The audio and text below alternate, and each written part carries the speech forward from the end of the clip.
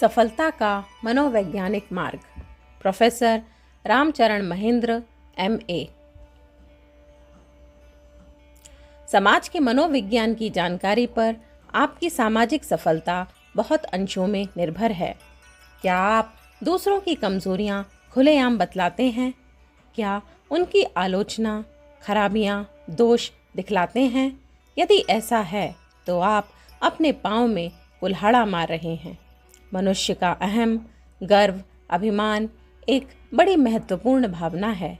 चाहे किसी ने भारी भूल ही क्यों न की हो, चाहे वह जेल खाने का अपराधी ही क्यों न हो, वह अपने आप को दोषी मानने को कदापि तैयार नहीं होता।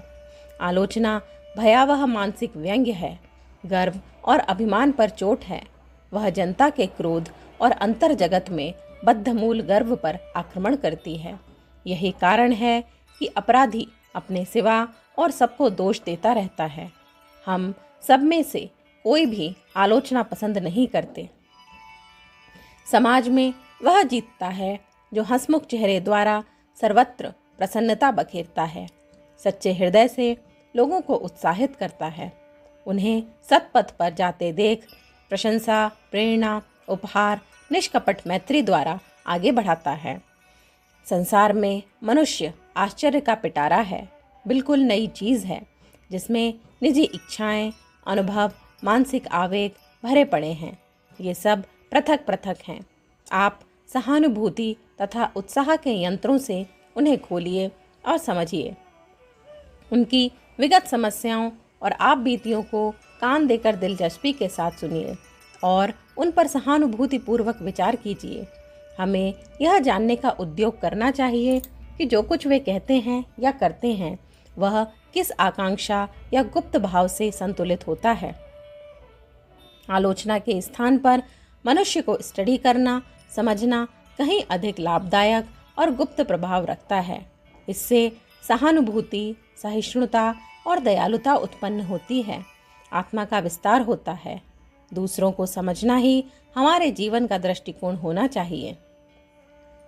समाज में प्रसिद्धि के लिए आपको अपने मत, विचारधारा एवं योजनाओं का आरोप दूसरों के मन, बुद्धि पर करना होता है। अर्थात आपको दूसरों को अपनी विचारधारा के अनुकूल बनाना होता है। उनकी पुरानी रूढ़ियाँ, अंधविश्वास परिवर्तित कर नई अपनी विचारधारा को उनके मन मंदिर में प्रतिष्ठित करना होता है। साधारण व्यक्ति इस कार्य के निमित्त बुद्धि व अर्थात तर्क वितर्क का आश्रय ग्रहण करते हैं। लंबी लंबी दलीलों पर उतर आते हैं। बहस लंबी चलती है और उसका निष्कर्ष यह होता है कि दूसरा व्यक्ति अपनी धारणाएं नहीं बदल सकता। एक खोज तथा ईर्ष्या का भाव लेकर वह पृथक हो जाता है। मानव मन में अनुभूतियों, भावना के तत्व, हृदय एवं आकांक्षाओं का महत्वपूर्ण स्थान है। मानव मन अनुभूतियों के सरस धरातल पर ऐसी ऐसी कठिन और अप्रासंगिक बातों पर विश्वास कर जाता है जिन्हें कदाचित वह शुष्क तर्क के द्वारा कदापि विश्वास नहीं कर सकता। वे व्यक्ति कुछ सामाजिक लोकप्रियता प्राप्त नहीं कर सकते।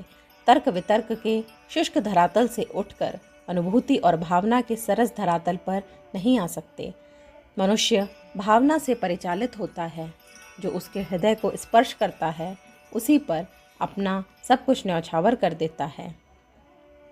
अनावश्यक वाद विवाद त्याग कर दूसरों की मनोभावनाओं और अनुभूतियों को सहृदयता पूर्वक सुनिए।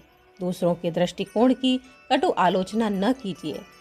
जब वे अपनी बातें कह चुके तब अनुभूतियों और भावुकता से सरस बनाकर अपने दृष्टिकोण को प्रस्तुत कीजिए। अपने विचारों और योजनाओं की व्याख्या इस भावनात्मक दृष्टिकोण से प्रस्तुत कीजिए कि उनके हृदय तंत्री के झार झंकृत हो उठे। उनका दिल यह गवाही दे दे कि बात वास्तव में ठीक है। सार्वजनिक व्याख्यानदाता की सफलता का गुर यह है कि वह जनता की, आसपास के मनुष्यों की भावना को झड़काना जानता है। वह चतुरता से इस बात को ध्यान रखता है कि दूसरों के आत्मसम्मान और आत्मगौरव को ठेस न लग जाए। आत्मसम्मान को ठेस पहुंचने से द्वेषपूर्ण घृणा उत्पन्न हो जाती है।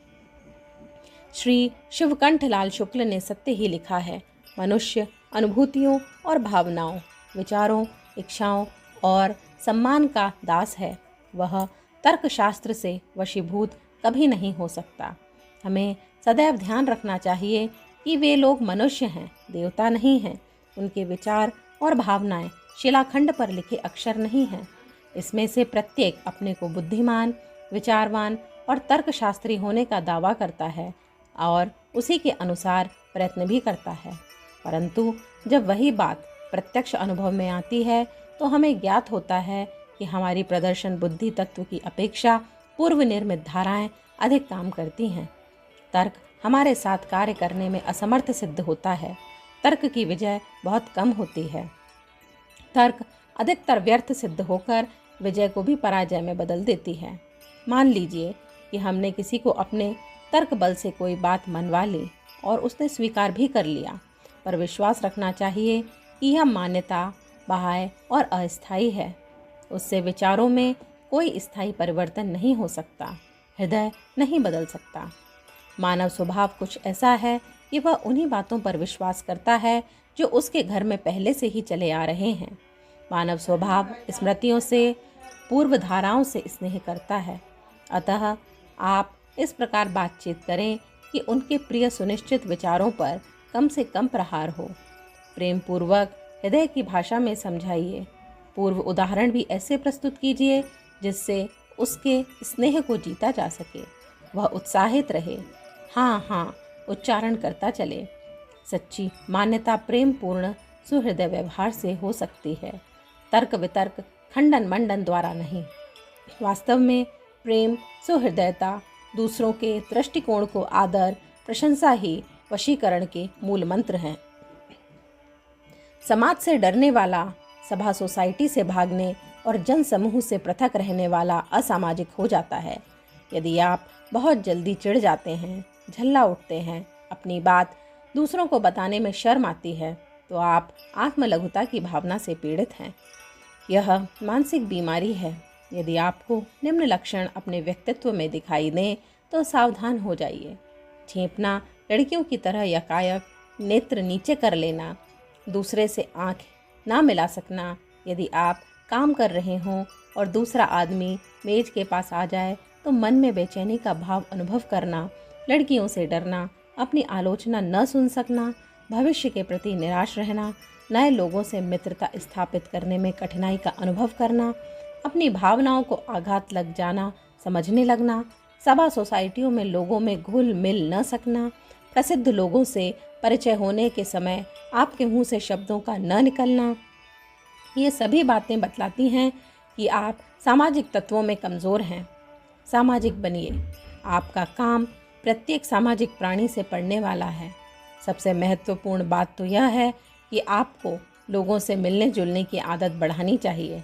सभा सोसाइटियों में जाने से और वहाँ कुछ बोलने से मत चूकिए। यह सोचने की आदत डालिए कि कमज़ोरी और हीनताएं तो सभी में होती हैं, उनसे इतना घबराने की आवश्यकता नहीं है। आप किस प्रकार के समाज में रहना चाहते हैं, वह उच्च कोटि के चरित्रवान, सात्विक प्रकृति के निष्ठा, त्याग और बलिदान के व्यक्तियों का होना चाहिए। यदि मनुष्य को अच्छा समाज प्राप्त हो जाए तो उससे बड़ा उत्तम प्रभाव चरित्र पर पड़ता है। आत्मसंस्कार का कार्य सहज हो जाता है। पंडित रामचंद्र शुक्ल की राय है कि आत्मसंस्कार वाले मुमुक्षुओं को चाहिए कि सात्विक समाज में प्रवेश करें। साहित्यिकों, विद्वानों, उच्च कर्म मार्गियों से पारस्परिक संबंध स्थापित करने से जानकारी में अभिवृद्धि होती है।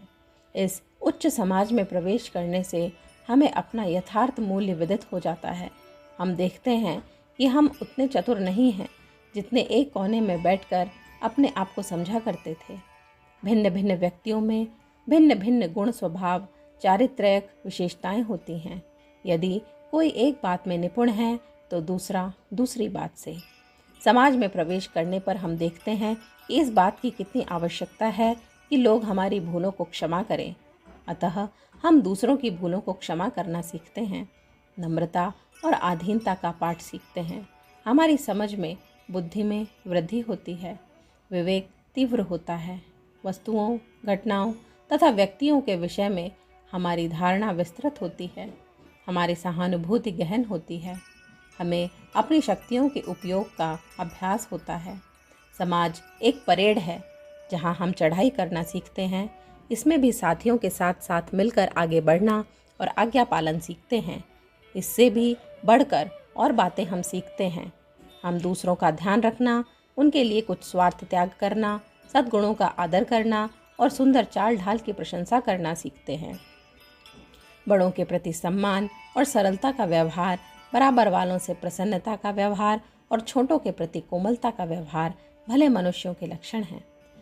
अधिक से अधिक समाज के शिष्ट व्यक्तियों से मित्रता स्थापित कीजिए। अपना संपर्क उत्तरोत्तर बढ़ाते रहिए।